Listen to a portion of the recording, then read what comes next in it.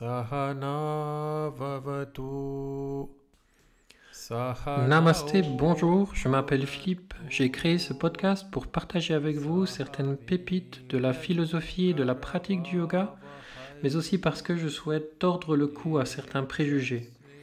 Alors si vous souhaitez en savoir plus, si vous souhaitez avoir une information plus traditionnelle, mais néanmoins parfois décalée, je vous invite à écouter ce podcast et à le partager. Sans transition, aujourd'hui nous abordons le Hatha Yoga. Le Hatha Yoga occidental a été initié par Françoise Dolto, oui, la maman de Carlos et célèbre psychanalyste. Donc tout ceci a démarré en France après qu'elle eut accueilli un jeune Indien qui avait un peu étudié le yoga, très jeune Indien, et qu'on appelle Sri Mahesh. Il a bien fallu nommer le yoga qu'il proposait et on l'a intelligemment appelé Hatha Yoga. Mais qu'est-ce que le Hatha Yoga? Ce yoga, en fait, est pratiqué dans le nord de l'Inde par les Hatha Yogins. Il s'agit d'une tradition qu'on appelle aussi Natha Sampradaya. C'est une vieille tradition de Hatha Yoga. Et il ne s'agit d'ailleurs pas de Hatha Yoga, comme on le prononce souvent et comme on l'écrit souvent. Prononcé comme ceci, Hatha, sans le point en dessous du T et sans les aspirations, eh bien, cela signifie violer ou tuer en fonction du contexte. Ça vient de la racine Han en sanskrit. Donc, première chose, c'est que on le prononce et on l'écrit mal. La prononciation, c'est Hatha. Et il faut prononcer le ta en partant avec le bout de la langue tourné sur le haut du palais et expirer avec le ventre. Ta. Et donc, Hatha, ça signifie l'énergie du ha et l'énergie du ta. Vous sentez l'énergie qu'il y a quand on le prononce. Ces deux mots représentent la dualité de la vie. Ha d'un côté et ta de l'autre, tout comme le yin et le yang dans le confucianisme chinois. La vie, il est vrai, on le sait, elle est remplie de dualité.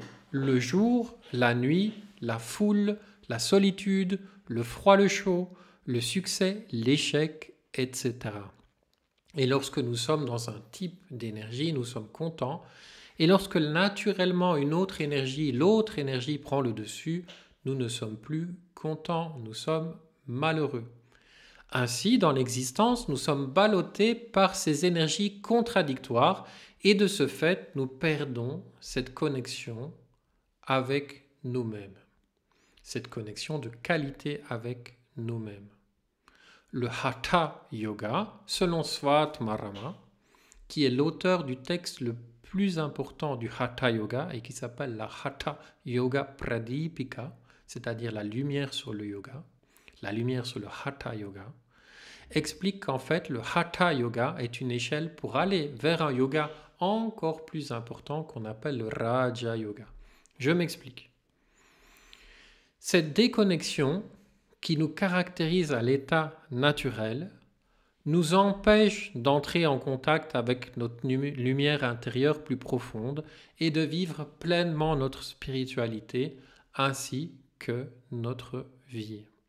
Le Raja Yoga, c'est le yoga de la spiritualité. Le yoga que l'on dit royal. Raja, c'est le même mot que dans Maharaja.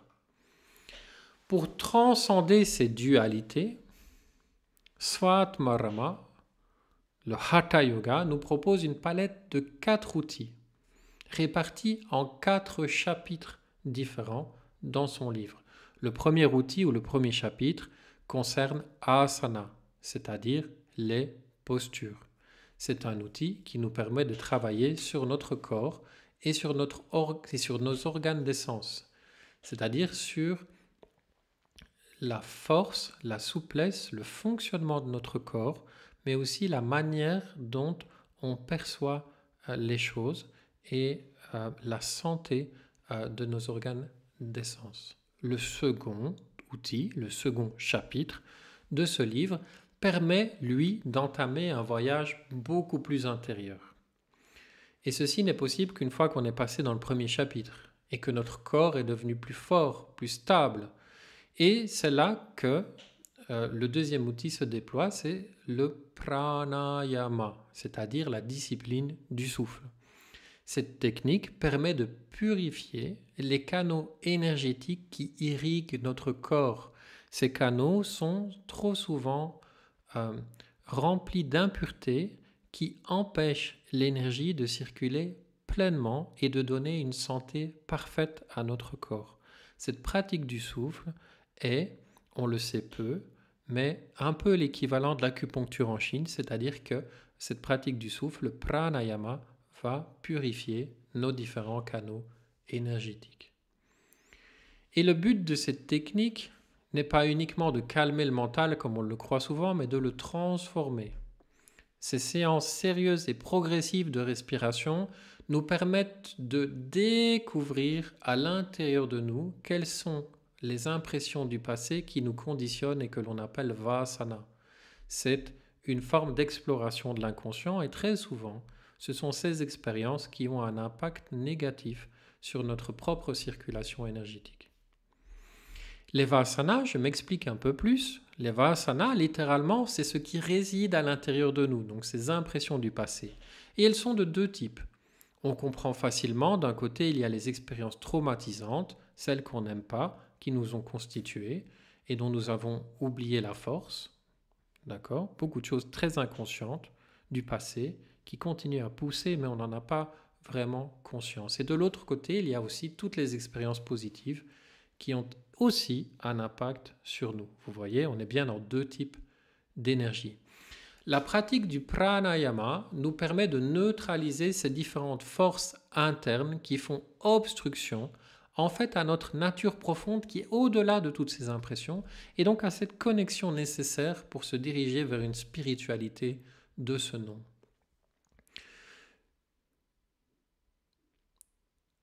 Ensuite, il y a un troisième outil, un troisième chapitre qu'on appelle les mudras. Il consiste en une combinaison subtile de posture et de respiration qui constitue une intensification du pranayama et qui nous permettent de casser les dernières résistances à l'intérieur de nous pour accéder à la personne que nous sommes vraiment. Donc je me permets de noter que si les mudras sont des postures, entre guillemets, pratiquées avec une respiration très intense, il est clair que les postures doivent être pratiquées également avec une régulation du souffle très précise et très exigeante. Et ici, on est très loin de ce qui se pratique dans le Hatha Yoga francophone.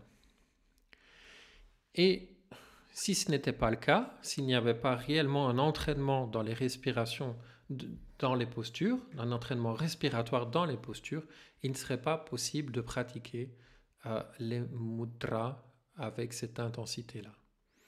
Et donc cette troisième étape, le texte insiste, sont pratiquées sous la guidance d'un professeur compétent. L'engagement dans cette pratique est un engagement à temps plein. Pour celui qui veut pratiquer le Hatha Yoga réellement, il y a un tas de prérequis, l'alimentation, avoir du temps, être en bonne santé, être fort, avoir une stabilité émotionnelle, etc., etc. Et enfin, le dernier outil proposé par Svatmarama dans son 4e chapitre, donc le 4e outil, est ce qu'on appelle une méditation sur le son intérieur. Nada Nusandhanam en sanskrit. C'est une étape qui est plus proche du Raja Yoga et qu'on pourrait qualifier d'exploration du son intérieur ou d'exploration de la lumière intérieure. On y décrit la personne éveillée comme un pot qui est dans la mer. Cette personne éveillée en contact avec avec la plus haute lumière à l'intérieur d'elle, cette personne-là, elle est comme pleine à l'intérieur et à l'extérieur en même temps, comme un pot dans la mer qui est plein à l'intérieur parce qu'il y a de l'eau à l'intérieur, mais aussi à l'extérieur parce qu'il y a de l'eau à l'extérieur. Le Hatha Yoga occidental, quant à lui, se repose sur la pratique de quelques postures dans lesquels on ne travaille pas réellement la synchronisation respiratoire et sur une approche très simpliste donc, de cette respiration par rapport à ce que préconisent les textes. La différence entre le Hatha Yoga traditionnel et la manière dont pratiquent les personnes se réclamant d'un Hatha Yoga francophone est plus qu'énorme, c'est carrément autre chose.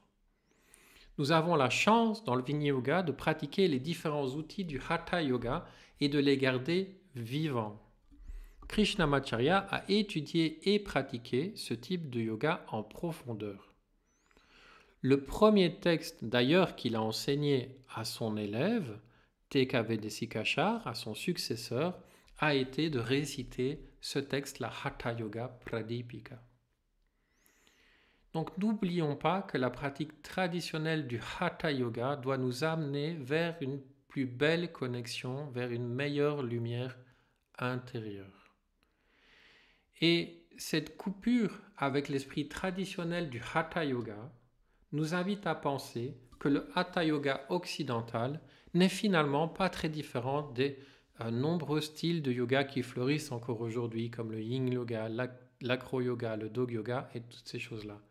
Et disons qu'il leur a ouvert la voie. Si vous voulez en savoir plus sur le yoga, vous pouvez consulter mon site mitrayoga.be. Je me réjouis de vous retrouver pour un prochain podcast. Namasté. Om